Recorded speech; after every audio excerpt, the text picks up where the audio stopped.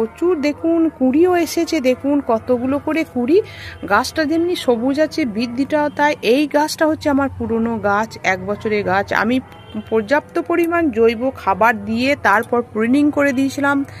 তার ফলে দেখুন যেমনি ঝোপালো হয়েছে তেমনি প্রচুর পরিমাণে কুঁড়ি এসেছে। আর গাছটাকে আমি 5 থেকে 6 ঘন্টা রোদ পায় সেই রকম জায়গায় রেখেছি, তবে ঠিকু রোদের মধ্যে আমি রাখি নাই। তারপর আমি যেটা দিয়েছি গাছে লিকুইড তরল, এই ফুল আসার টাইমের পেঁয়াজ আর কলার খোসা ভেজানোর জল, এইটাই আমি অল্টারনেট করে পাল্টিয়ে আমি দিই।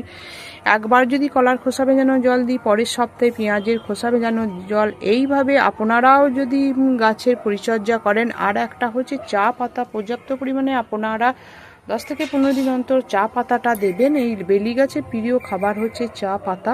তাই ভিডিওটি ভালো লাগলে প্রচুর লাইক করবেন, কমেন্ট করবেন, সাবস্ক্রাইব করে আমার সবুজ বিলা ইউটিউব চ্যানেলের পাশে থাকবেন।